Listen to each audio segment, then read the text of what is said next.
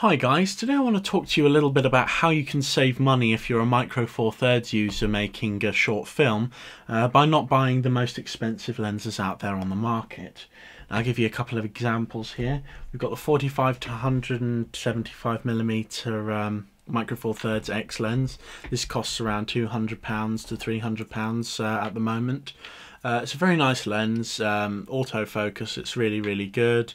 It's got a very closed aperture, so you're not getting a lot of light into it, but that's not too much of a problem because it's a nature photography lens mainly. We also have a wide angle lens. This cost 600 quid with the hood, and it's very expensive. Very good piece of kit though, very wide aperture. This can be used indoors and outdoors. It's got an aperture of a widest aperture of an f-stop of 2. Bear with me here. Now we go on to our Hyper Prime, which is a fully manual lens, so no autofocus on this baby. And this has got a widest aperture of 0.95. Very beautiful piece of kit.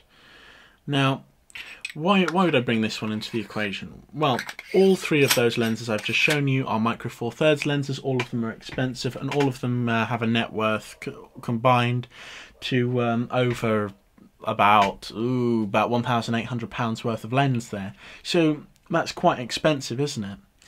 Now, we don't have to fork out that amount for lenses. We can fork out instead for lenses like this FD lens, which you know, that's a Canon lens. So can it be attached to our Micro Four Thirds cameras? It sure can. With a handy adapter, this one by Photodiox, it can attach to my Lumix camera and basically give me a really decent quality of lens for very little money. The lens itself's about 10 quid, the adapter's about 15 quid, so you know, you're going to save a lot of money by going with something like this. However, I've found that the C-mount lenses are also another cheap alternative, and most of them come for a C to Micro Four Thirds little adapter thing here. So we can attach C-mount lenses like so. There we go, that's that one attached.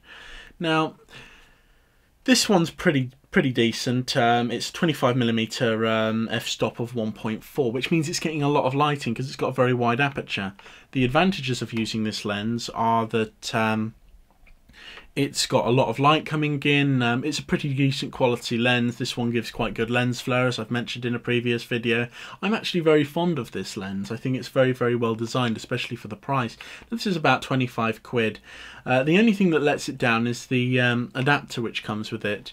If you've got an adapter which sinks the lens slightly more into the camera, you get absolutely no vignetting with the lens. However, with the standard adapter, you get a bit of vignetting at the side, which isn't too bad. It's not too much of a problem, and it shouldn't really get in the way. Now, this is the equivalent of a 50mm. This is equivalent of a 50mm lens. So you know, it's 25mm is quite far off. Now, this 50mm Hyper Prime, that's, you know, 100mm. It's quite far away from. Quite far away from what this one can do. I mean, I really have to get back, but this one's more useful for filming indoors because, you know, you can get closer to your target that you need to film, and also you don't need to crank up the ISO. And all Micro Four Thirds cameras generally have crap ISO settings, so it's like the Sony cameras can get like 2000. These ones can barely, you know, this one can barely hack 600 ISO. Without having loads and loads of noise, but that's not necessarily a bad thing. We also have the other C-mount lens which I've got, which is my Michael lens, the 35mm, and this is a really good one for portrait photography as well as doing short films. And the reason I really like this one is the depth of field is beautiful. It's got an f-stop of 1.7, and it's a 35mm. Which makes it work really well for portrait photography, because like APS-C camera users, they tend to use 50mm, and this is pretty much the equivalent of a 50mm manual prime that's being used on an APS-C camera.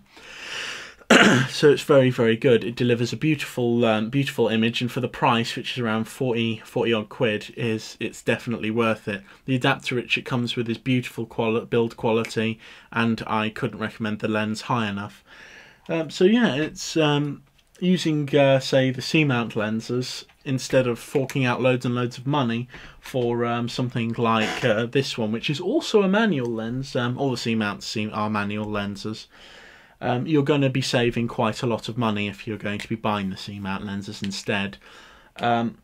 The downside to them being manual lenses is that you're going to have to do all the focusing stuff yourself, and that can give you a bit of camera shake, that sort of thing. But with a steady enough hand, or if you're moving the camera in such a way that the lens keeps a person always in focus, you're going to be able to create a good looking film anyway. And the beautiful thing is that the shallow depth of field which the wide aperture allows is you can cut out a lot of background, which means you don't need to fork out as much money on set. So C-mount lenses are definitely worth looking into. Mount adapters for other lenses, say if you've got, for example, Pentax lenses, you can get adapters to Pentax lenses. If you've got like PL mount lenses, you can get a PL mount adapter. There are even some adapters which allow for the Micro Four Thirds cameras to actually use the autofocus system within really big high quality build lenses. So it's definitely worth a look looking into these little C-mount lenses if you are starting out and you don't have the money to do anything else. Because you will get very beautiful pictures with them. I prefer using this one to the inbuilt lens which came with my Lumix G5 camera, which I'm currently using to film me through another Micro Four Thirds camera. I do love the Micro Four Thirds standard, it's absolutely brilliant. But anyway, definitely check out the C-mount lenses. If you want a C-mount lens to start with, I would say the one to get is the 35mm f-stop 1.7 Michael lens. Main reason being is that it comes with one of the best adapter rings that I have seen a lens come with, and on top of that the build quality is absolutely beautiful. Plus I really like the silvery look of it. It makes it look really nice, although slightly out of place with my my camera body, but it's still a really good quality lens, and that's a very good one to start out. If you do like having loads and loads of flare coming in from lights, the 25mm 1.4 is very good, and you can also unscrew it and attach it to the Michael adapter, and you are going to be getting a much better picture out of it if you use the Michael adapter than the one which it comes with, because the adapter this one comes with is absolutely awful. Although it's still usable, but you get a lot more vignetting with it. The Michael lens adapter, you pretty much practically get no vignetting whatsoever. Anyway, I hope that this video has been helpful to you, and definitely check out C-mount lenses. They are very cheap. You can get them as low as 10 quid, and most of those come with an adapter. An adapter's only like 2 quid on eBay, and regardless of the lenses not having like the coating with light, you can get some beautiful looking lens flare shots, which actually I find add to pictures sometimes, because you don't always want a completely natural looking picture. You occasionally want lots of light in it to make it look absolutely beautiful.